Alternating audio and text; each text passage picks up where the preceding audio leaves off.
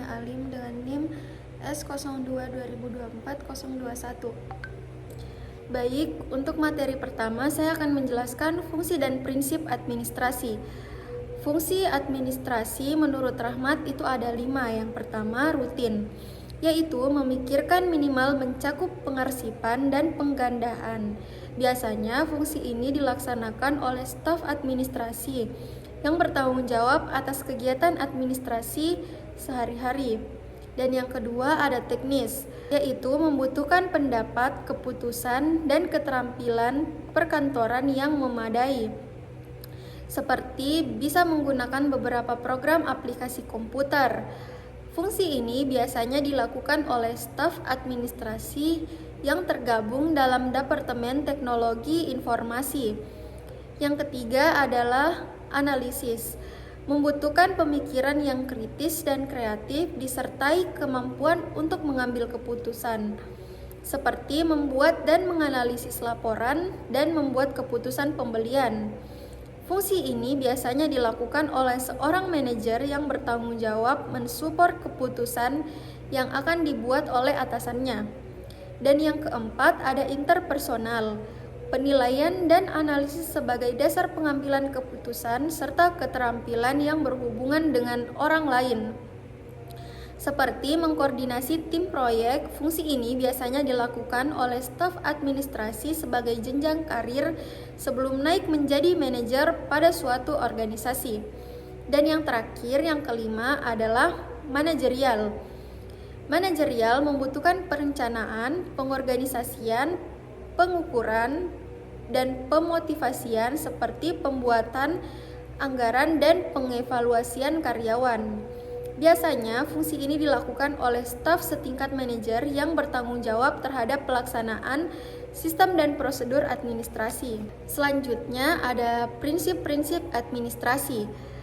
Prinsip-prinsip administrasi terbagi menjadi 5, yaitu yang pertama hierarki, penataan yang tepat terhadap keterampilan pegawai, pemberian penghargaan terhadap pegawai, dan penempatan kewenangan dalam organisasi. Yang kedua ada kesatuan komando. Kesatuan komando pentingnya mengefektifkan komunikasi dan mereduksi distorsi instruksi yang disampaikan atasan kepada bawahannya. Yang ketiga ada spesialisasi fungsional, yaitu menyediakan pelayanan publik dan barang publik yang berkualitas bagi masyarakat. Yang keempat ada rentan kendali, sebaiknya seorang atasan memiliki jumlah bawahan yang tidak terlalu banyak, sehingga pengendalian dan pengawasan terhadap bawahan dapat berjalan dengan efektif. Dan yang kelima, yang terakhir, yaitu desain organisasi rasional, berdasarkan pada pertimbangan rasional seperti tujuan, klien yang dilayani, tempat, proses, dan tujuan pelayanan. Baik, materi yang kedua saya akan menjelaskan tentang teori kontingensi. Teori kontingensi adalah suatu pendekatan dalam manajemen yang dikembangkan oleh John Wadsworth, Paul Lawrence, dan J. Lorge pada tahun 1950 sampai 1960-an. Teori ini berfokus pada bagaimana organisasi harus menyesuaikan diri dengan kondisi lingkungan yang dinamis dan tidak pasti. Inti dari teori kontingensi adalah bahwa tidak ada satu cara terbaik dalam mengelola organisasi. Sebaliknya, strategi dan struktur organisasi harus disesuaikan dengan kondisi lingkungan, teknologi, dan sumber daya yang tersedia. Adapun faktor-faktor kontingensi, yang pertama itu kondisi lingkungan. Faktor eksternal seperti perubahan teknologi, perubahan pasar, dan perubahan politik.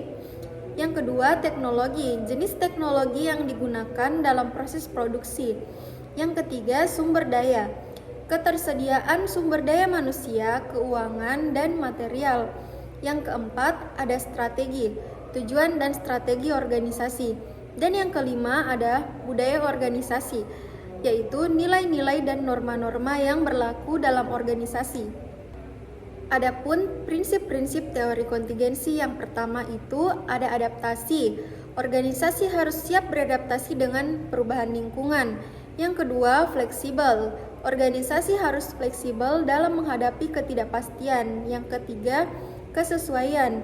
Struktur dan strategi organisasi harus sesuai dengan kondisi lingkungan. Yang keempat, integrasi. Koordinasi dan integrasi antar bagian organisasi. Adapun kelebihan dan kekurangan teori kontingensi. Kelebihan dari teori kontingensi yaitu mengakui kompleksitas organisasi. Teori ini mengakui bahwa organisasi memiliki kompleksitas yang unik. Yang selanjutnya mendorong adaptasi. Teori ini mendorong organisasi untuk beradaptasi dengan perubahan lingkungan. Dan yang terakhir ada meningkatkan efisiensi. Dengan menyesuaikan struktur dan strategi, organisasi dapat meningkatkan efisiensi. Selanjutnya ada kekurangan teori kontingensi. Yang pertama itu kurangnya standar. Tidak ada standar yang jelas untuk menentukan strategi dan struktur organisasi. Yang kedua itu ada ketergantungan pada konteks. Teori ini sangat bergantung pada konteks organisasi. Dan yang ketiga ada kesulitan dalam implementasi. Implementasi teori ini memerlukan perencanaan dan koordinasi yang matang. Adapun cara penerapan teori kontingensi, yang pertama manajemen strategis, membantu organisasi menentukan strategi yang tepat. Yang kedua perencanaan organisasi, membantu organisasi merencanakan struktur dan proses. Dan yang ketiga ada pengembangan organisasi, membantu organisasi mengembangkan kemampuan adaptasi. Dengan demikian, teori kontingensi organisasi dapat meningkatkan kemampuan adaptasi dan efisiensi dalam menghadapi perubahan lingkungan yang dinamis. Baik, yang terakhir yaitu materi ketiga, saya mengambil materi motivasi dan pengawasan. Contohnya itu pengawasan dalam sistem pemerintahan Republik Indonesia. Pengawasan dalam sistem pemerintahan RI. Sebagai salah satu fungsi dasar manajemen, pengawasan tidak dapat dihilangkan dalam setiap sistem organisasi yang bagaimanapun juga sifatnya. Setiap manajer atau pemimpin organisasi mau tidak mau harus menjalankan pengawasan ini demi keberhasilan tugas yang telah menjadi tanggung jawabnya. Dalam organisasi yang berskala kecil, biasanya fungsi pengawasan itu dijalankan oleh pemimpin organisasi tersebut. Jadi, tidak dibantu oleh suatu lembaga atau unit kerja khusus. Sebab hal demikian itu tentu akan merupakan pemborosan dan bertentangan dengan prinsip-prinsip organisasi pada umumnya. Setiap departemen, demikian pula lembaga-lembaga non-departemen seperti BKKBN, Badan Koordinasi Keluarga Berencana, BAKN, Badan Administrasi Kepegawaian Negara, dan lain-lain, itu masing-masing merupakan suatu organisasi sebagai pecahan atau organisasi dari organisasi yang lebih besar, yaitu pemerintahan. Dan pemerintahan ini pun merupakan suborganisasi atau subsistem dari sistem yang lebih besar, yaitu negara. Jadi, negara adalah suatu organisasi, dan organisasi itu tidak lain adalah aspek statis dari administrasi dalam arti luas, di mana manajemen adalah merupakan aspek dinamisnya. Dengan demikian, difahami bahwa pengawasan sebagai salah satu fungsi dasar manajemen adalah mutlak, diperlukan dalam penyelenggaraan manajemen negara atau administrasi negara. Dan ternyata sejak semula para pendiri negara kita memang tidak mengabaikan hal ini. Terbukti adanya ketentuan tentang Badan Pemeriksa Keuangan (BPK) dalam UUD 1945. Meskipun hanya terbatas pada bidang keuangan, dapatlah dikatakan bahwa BPK adalah penyelenggara fungsi pengawasan dalam sistem manajemen Republik Indonesia, yang kedudukannya berada di luar pihak eksekutif pemerintah yang merupakan objek pengawasan itu. Sebagai bagian atau suborganisasi pemerintah, pada hakikatnya setiap departemen dan lembaga non-departemen masing-masing dapat dipandang sebagai suatu organisasi yang bulat, di mana dalam penyelenggaraannya administrasi atau manajemennya. Fungsi pengawasan merupakan bagian yang tidak dapat ditiadakan. Di bawah itu, fungsi pengawasan diselenggarakan secara langsung oleh pemimpin organisasi yang bersangkutan. Di sini pengawasan oleh atasan langsung sering disebut pengawasan melekat. Itu memegang peranan penting sekali.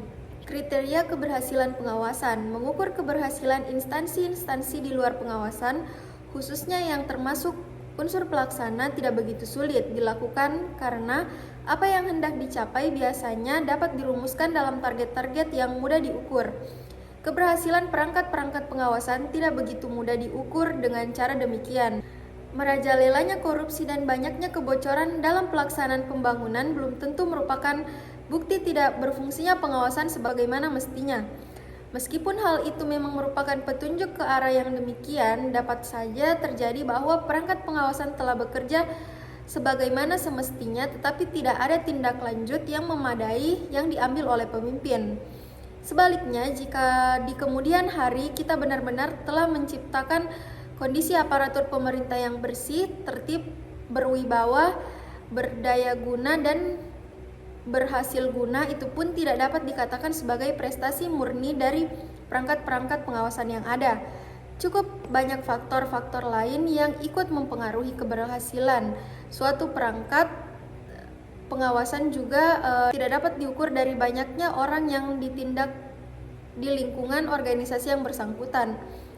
Karena kesimpulan paling dekat yang dapat ditarik dari keadaan sedemikian itu adalah banyaknya penyelewengan dan tegasnya pemimpin organisasi yang bersangkutan. Tujuan pengawasan sebenarnya cukup jelas dapat disimpulkan dari arahan Bapak Presiden sebagaimana yang kami kutip di muka, yaitu bahwa pengawasan itu bukan ditunjukkan untuk mencari-cari kesalahan atau mencari siapa yang salah.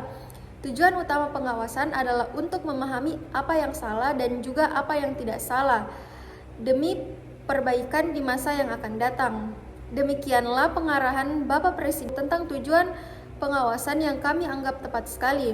Dengan tidak merubah arti, tujuan pengawasan dapat dirumuskan sebagai untuk mengetahui dan memahami kenyataan sebenarnya tentang pelaksanaan pekerjaan atau kegiatan yang menjadi objek pengawasan apakah sesuai dengan yang semestinya atau tidak, sebagai bahan untuk melakukan perbaikan-perbaikan di waktu yang akan datang. Baik, motivasi. Menurut Syamsi 1983, pengarahan dapat dirumuskan sebagai aktivitas manajemen yang berupa perintah, menugaskan, memberi arah, memberi petunjuk kepada bawahan dalam menjalankan tugas sehingga dapat tercapai dengan efisien. Motivasi adalah proses atau faktor yang mendorong orang untuk bertindak atau berperilaku dengan cara tertentu. Proses motivasi mencakup yang pertama itu pengenalan dan penilaian kebutuhan yang belum dipuaskan. Yang kedua, penentuan tujuan yang akan memuaskan kebutuhan. Dan yang ketiga, penentuan tindakan yang perlu dilakukan untuk memuaskan sebuah kebutuhan. Jadi kesimpulan dari materi motivasi dan pengawasan adalah pengawasan dalam sistem pemerintahan Republik Indonesia merupakan fungsi dasar manajemen yang penting untuk memastikan efektivitas dan akuntabilitas dalam administrasi negara. Fungsi pengawasan ini dijalankan oleh lembaga seperti Badan Pemerintah Keuangan (BPK) dan Badan Pengawasan Keuangan dan Pembangunan (BPKP), serta unit pengawasan internal di setiap departemen dan lembaga non-departemen. Pengawasan di bidang pembangunan memiliki kekhususan pada objek yang diawasi, dengan tujuan utama untuk mencegah penyimpangan dan meningkatkan kinerja. Keberhasilan pengawasan tidak hanya diukur dari banyaknya temuan atau tindakan discipliner, tetapi lebih pada sejauh mana pengawasan dapat mengidentifikasi kesalahan dan memberikan rekomendasi untuk perbaikan. Motivasi juga memainkan peran penting dalam memastikan pengawasan efektif, karena pengarahan yang jelas dan tepat dapat meningkatkan kinerja bawahan dan mengurangi penyimpangan. Secara keseluruhan, pengawasan yang baik akan mendorong perbaikan, berkelanjutan, dan pelaksanaan tugas pemerintah, serta memastikan penggunaan sumber daya negara secara efisien.